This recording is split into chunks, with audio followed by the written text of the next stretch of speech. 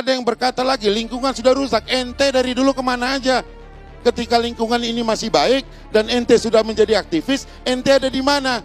Saudaraku Rian, ya saya jadi menanggapi memang agak tergelitik saya dengan dikatakan Anies tidak jujur dan sebagainya gitu ya. Tapi sudahlah, kan tidak semua orang itu atau bisa kemudian menyatakan Anies baik atau Anies tidak baik, gitu loh.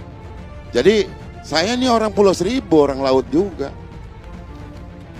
Pulau apa Pak kalau boleh tahu? Ibu sebut 10 pulau.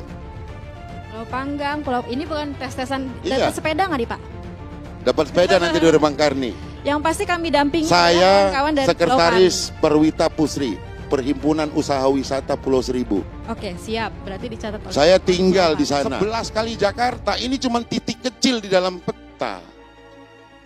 Tetapi kan tadi dibilang jangan dipolitisir. Justru suasana seperti ini sekarang inilah yang dipolitisasi oleh berbagai pihak untuk satu, mendapat ketenaran.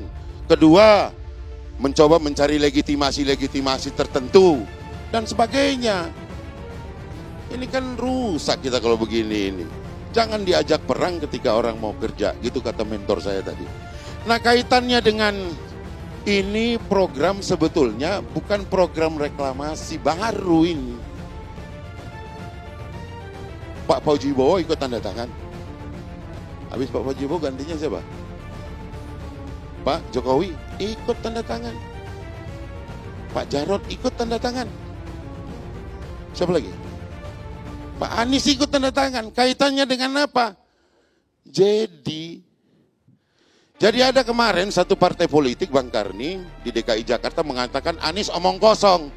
Kalau menyatakan bahwa ada keterkaitan antara mengatasi banjir dengan reklamasi Ancol. Ah, inilah nalarnya cetek bener ini politik yang satu ini. Cetek. Dia kagak tahu itu sedimentasi yang datang itu berapa besar dan harus dikorek dan diletakkan di satu tempat. Emang mau taruh di Tamrin atau di depan rumah Babe Haikal nih biar dia nggak bisa atur-atur demo lagi? Kan nggak bisa. Mesti ada tempat, dan tempat itu karena pengangkutan itu berbiaya, maka sedimentasi itu juga harus membawa dampak ekonomi yang baik. Maka ketemulah jalan, taruh di Ancol, jadi lebar, tapi jelek, harus dibikin bagus. Ada yang berkata lagi, lingkungan sudah rusak, ente dari dulu kemana aja? Ketika lingkungan ini masih baik dan ente sudah menjadi aktivis, ente ada di mana? Ketika orang semuanya mereklamasi, sekarang dibilang tidak boleh reklamasi, tetapi Ancol yang dia pijak itu juga hasil reklamasi. Jadi bolak-balik aja kita bicara tentang ini. Apa sebetulnya yang diinginkan, dibicarakan baik-baik. Menurut saya itu. Nah, kalau tadi dikatakan juga bahwa dampak ekologi dan sebagainya, ekologi yang di mana sih yang masih baik? Di seputaran itu timbalnya gede. Pernah kejadian di Ancol itu jutaan ikan mati. Di mana aktivis itu? Kok tidak melakukan penelitian dari awal, kemudian ketika terjadi itu sudah bisa melakukan antisipasi? Enggak juga. Tapi yang hal-hal seperti ini, daerah tangkap nelayan terganggu, enggak. Pengakuan mereka ini, saya bersaksi nih, 3 mil, maka ujung daripada reklamasi itu kalau saya ukur-ukur itu cuma 1,5 mil. Lantas terganggunya di mana? Termasuk di Pulau ABCD itu juga nggak terganggu, gitu loh. Kan seperti itu, gitu loh. Tidak ada pantai publik yang gratis. Ya nanti dilihat. Memang dari 17 km itu semuanya sudah terkapling, sudah punya orang semua. Jadi dari Jakarta ke ujung sana, Teluk Jakarta ini 17 km. Semuanya sudah terpakai. Yang mana yang belum, yang mana yang mau diperbaiki. Maka sebaiknya ditutup, mukanya dimajukan sekitar 3 mil ke depan. Baru itu namanya canggih. Saya bukan menantang Pak Anies, saya tahu beliau punya keberanian. Mudah-mudahan Pak Sekda ini bisa menjadi bahan pemikiran kita gitu. Bagaimana kemudian mukanya Jakarta ini kita majukan 3 mil ke depan gitu. Dengan cara apalah gitu, yang tentu menghormati kaidah-kaidah lingkungan, dan juga AMDAL.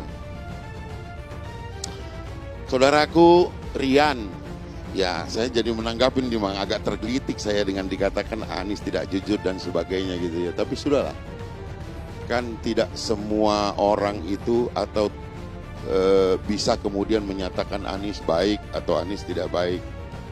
Ya kan, pasti 50-50 dimanapun tempat itu. Kalau kita punya 100 kawan, maka kita punya 100 lawan.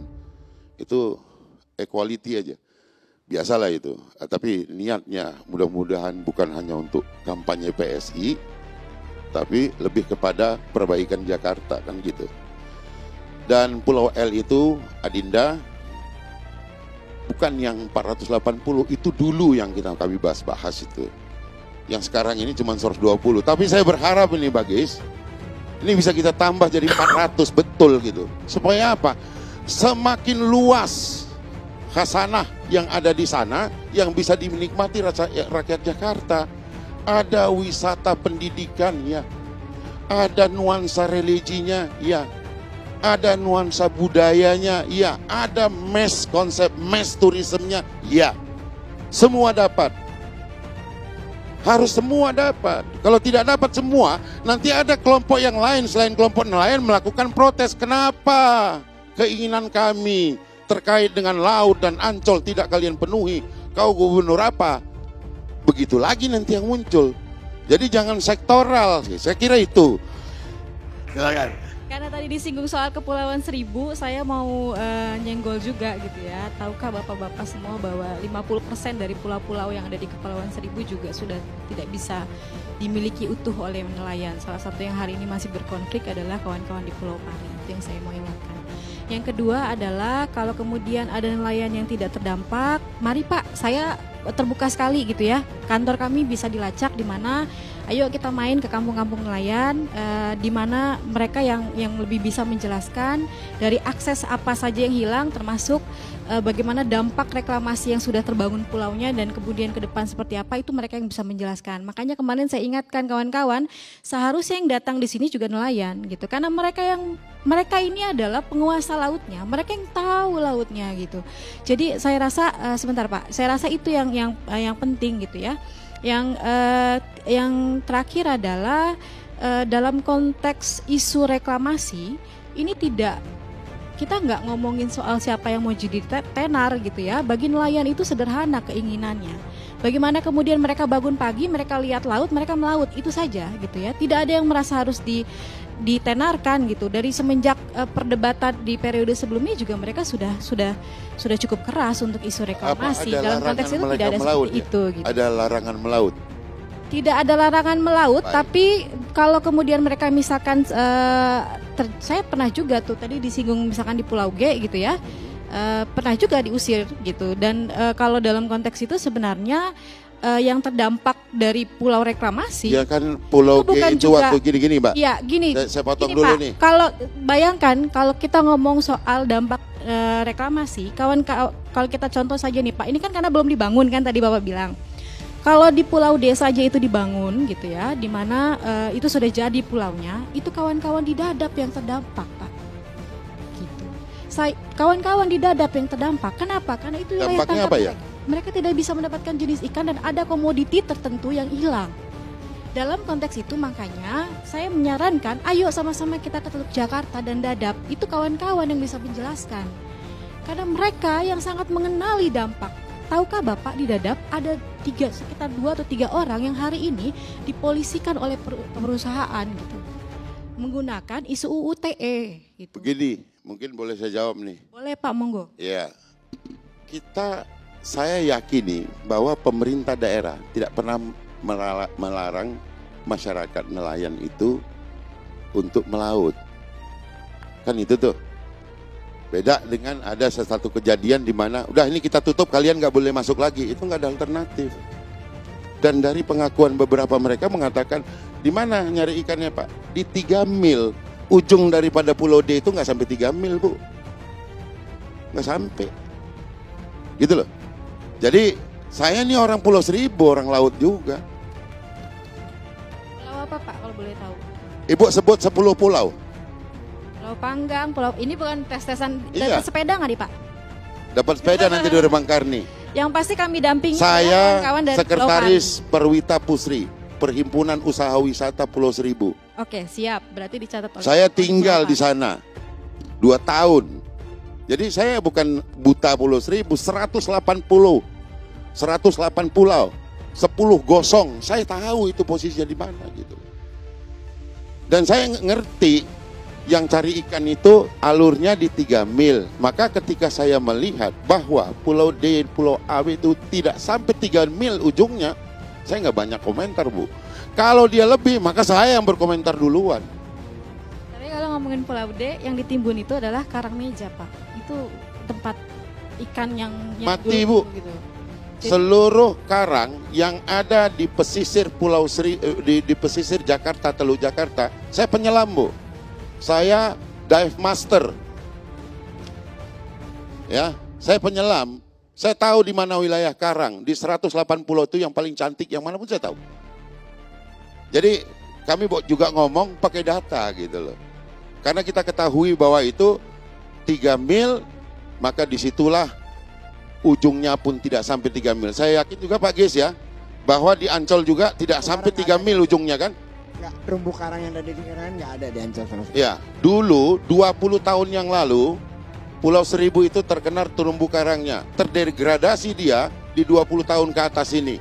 Hanya tinggal 8% aja terumbu karang yang ada di Pulau Seribu. Dan itu sangat miris. Itu yang menyebabkan bahwa ikan-ikan yang terumbu karang itu sudah sangat sedikit di wilayah perairan Teluk Jakarta. Maka yang dikatakan nelayan ini pun harus kita bedah kembali. Sebetulnya orang bawa sampan yang 5 meter itu apakah nelayan? Yang hanya untuk menghidupi dirinya. Itu penangkap ikan biasa. Tapi kalau yang nelayan biasanya itu yang berlayarnya sudah 6 hari sebulan. Gitu loh. Mereka tidak terdampak secara langsung. Tapi kalau yang kecil-kecil, dia cari ikan-ikan pelagis yang ada di sekitar-sekitar situ. Ya.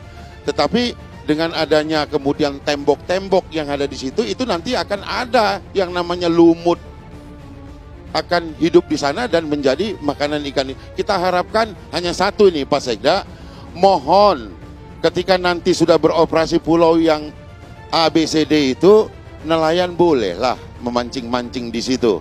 Saya kira itu. Terima kasih. Baik, terima kasih.